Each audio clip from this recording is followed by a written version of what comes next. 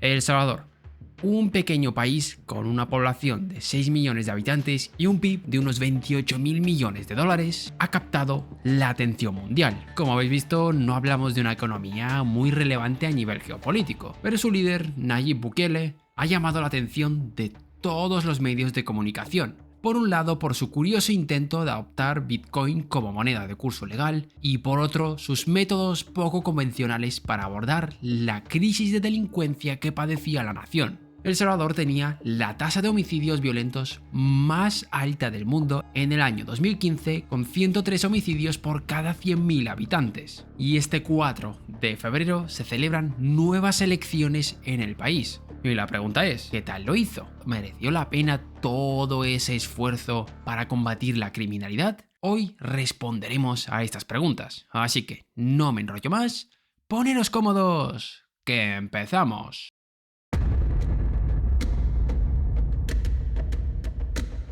Vamos a remontarnos unos 30 años atrás. El 16 de enero de 1992, un año crucial para la historia de El Salvador, ya que se firmaron los acuerdos de paz de Chapultepec, marcando el fin de 12 años de guerra civil. El saldo de esta confrontación armada se estima en más de 70.000 fallecidos y 8.000 desaparecidos, forzando a miles de personas a emigrar a los Estados Unidos. Tras la firma del acuerdo del Tratado de Paz, Estados Unidos decidió deportar 200.000 jóvenes con historial delictivo, quienes al volver a El Salvador se encontraron con un panorama bastante favorable para la formación de bandas. El país estaba empobrecido y desgarrado por la guerra, proporcionando el caldo de cultivo para la formación de estas pandillas. Empezaron a reclutar jóvenes provenientes de familias en estado de pobreza, cuya única salida era unirse a estas organizaciones. En los años 2000, muchos de los gobiernos del norte de Centroamérica quisieron hacer frente a estos grupos,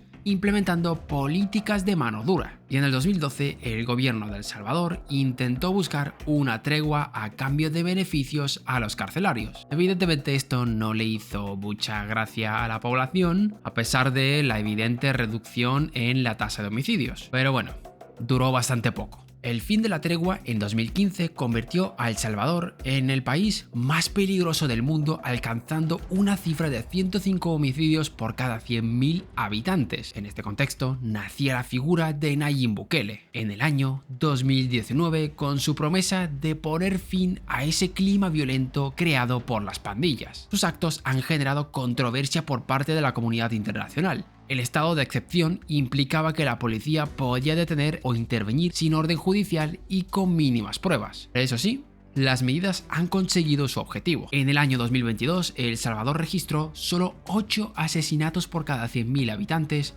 una cifra comparable a la de los Estados Unidos. Y en este 2023 se prevé que esta cifra podría haber descendido a 2,4 por cada 100.000 habitantes, equiparables a países como Canadá y cada vez más cercanas a los países europeos. Para que os hagáis una idea de la magnitud de esta operación, se han detenido 74.000 personas en un país de 6 millones de habitantes. En el entorno empresarial se nota una mejora sin precedentes, donde los pequeños negocios perciben un cambio más que notable, ya no tienen que centrarse tanto en la seguridad de su negocio y pueden dedicar sus recursos en la gestión eficiente de estos. ¿Ha merecido la pena? ¿Justifica este traspaso a los derechos para conseguir reducir la criminalidad? Según una encuesta hecha a algunos salvadoreños, el 90% opina que sí. ¿Y vosotros?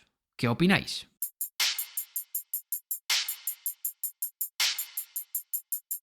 Pasemos ahora al terreno económico, algo que ha sido opacado por sus políticas para combatir el crimen. Pero precisamente como resultado de su lucha contra el crimen, la economía ha mejorado bastante. En las últimas décadas, el país experimentó un crecimiento económico modesto con una tasa anual de 2,5% entre 2013 y 2019. En el 2020 hubo una evidente caída de un 7,9% debido a la pandemia. Y en el 2021 hubo un rebote de la economía que llegó a un crecimiento de un 11%. Y en el 2022, como es evidente, ya la tasa se estabilizó alrededor de un 2,6%. Aún así, las perspectivas son optimistas. El turismo está en auge, la inversión comienza a fluir dentro del país y el desempleo alcanzaba récords históricamente bajos. Como ya hemos dicho, aquí tiene mucho que ver su política para acabar con el crimen, ya que se están construyendo bases más atractivas para la inversión extranjera y la local local. También hay que tener en cuenta que las encarcelaciones destruyeron buena parte de la economía sumergida, que según las estimaciones representaba alrededor de un 3% del PIB.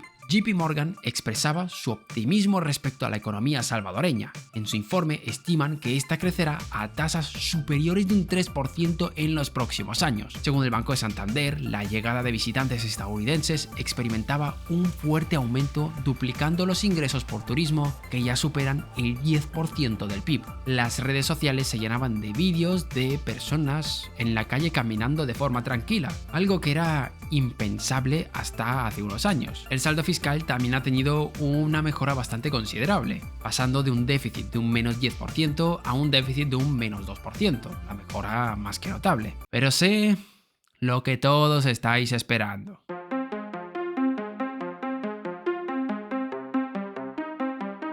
El mandato de Bukele tuvo un comienzo cuestionable. En medio del boom de las criptomonedas, El Salvador se convirtió en el primer país en aceptar Bitcoin como una moneda de curso legal, con resultados deficientes. La adopción del Bitcoin entre los salvadoreños es escasa, con solo la mitad de los adultos descargando la aplicación oficial Chivo. El 40% de las descargas ocurrieron en septiembre de 2021, cuando la ley Bitcoin entró en vigor, y prácticamente no hubo descargas en el año 2022, ya que la mayoría de las personas descargaban la aplicación solamente para conseguir la recompensa de $30. La acogida de la criptomoneda ha disminuido. El 20% de los usuarios siguen utilizando la aplicación activamente después de gastar la recompensa inicial, y parte de estos usuarios que siguen utilizando la aplicación hacen las transacciones en dólares. Por tanto, no dio sus frutos. La mayoría de las transacciones siguen haciéndose en dólares, para quien no lo sepa. El dólar es la moneda oficial de El Salvador. Aparte de esto, muchos ciudadanos no tienen teléfonos móviles ni cuentas bancarias y siguen utilizando el efectivo para realizar transacciones. Pero esta no fue la única reforma que hizo con el Bitcoin. Inició compras de esta criptomoneda cuyo valor exacto se desconoce, ya que no hay datos públicos. Las estimaciones señalan que perdió aproximadamente el 37% del valor de las inversiones, que estamos hablando de unos 45 millones de dólares. Pero tras el reciente repunte, Bukele anunció con euforia que la inversión resultó ser rentable, generando 3 millones en el 2023. Pero aún así se estima que no da para cubrir las pérdidas. Así que como balance, esto no ha sido una buena idea. Y tras el inicio de su lucha contra el crimen, ya todos se olvidaron de ese tema.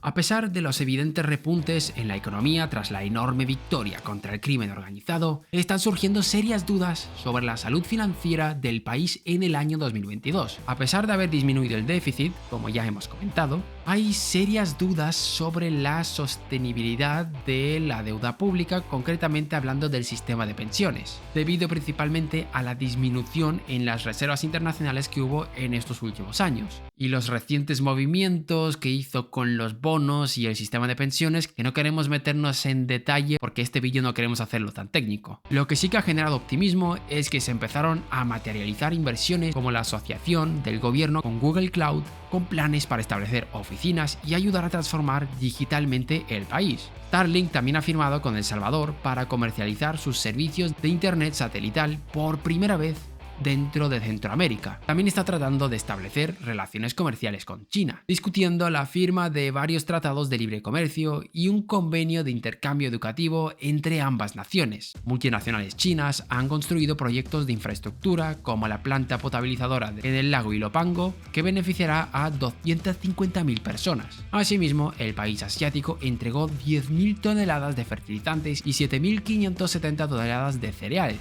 que se distribuirán entre pequeños productores agrícolas y comerciantes de alimentos, beneficiando a más de 120.000 personas dedicadas a estas labores. Pero hay una cosa que sigue siendo el talón de Aquiles de El Salvador, que no es responsabilidad del gobierno actual, es algo que viene arrastrando desde los años 80. La encuesta de hogares de propósitos múltiples del 2022 indica que un 62% de los salvadoreños tiene empleo, ya sea en el sector formal o en el informal, siendo el informal el grupo ocupacional con mayor cantidad de trabajadores. Sí, la tasa de desempleo es un 5%, pero solo el 44% de los empleados tiene empleo permanente. Otro aspecto que muestra la debilidad de la economía salvadoreña es que depende en gran medida de las remesas. Las remesas son el principal sustento para el 30% de los hogares salvadoreños y al superar en volumen a las exportaciones también son el principal apoyo de la economía local. Muchos salvadoreños salen del país para poder ayudar a su familia. Se estima que El Salvador cuenta con 1.600.000 personas viviendo en el extranjero, representando el 25% de su población, donde la mayoría se dirige a los Estados Unidos.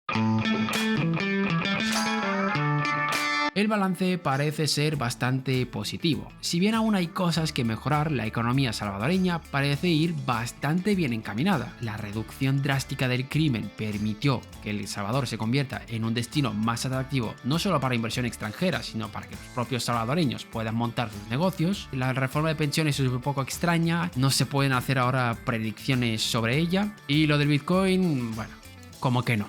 Pero en líneas generales es evidente que hizo bastante buen trabajo y salvo sorpresa mayúscula probablemente repita presidencia el 4 de febrero. ¿Y vosotros qué opináis? ¿Creéis que Bukele va a ganar estas elecciones? Y bueno, si me veis del futuro, ¿qué opináis de la presidencia de Bukele? Os leemos en los comentarios, gracias por vernos un día más y nos vemos en el próximo vídeo.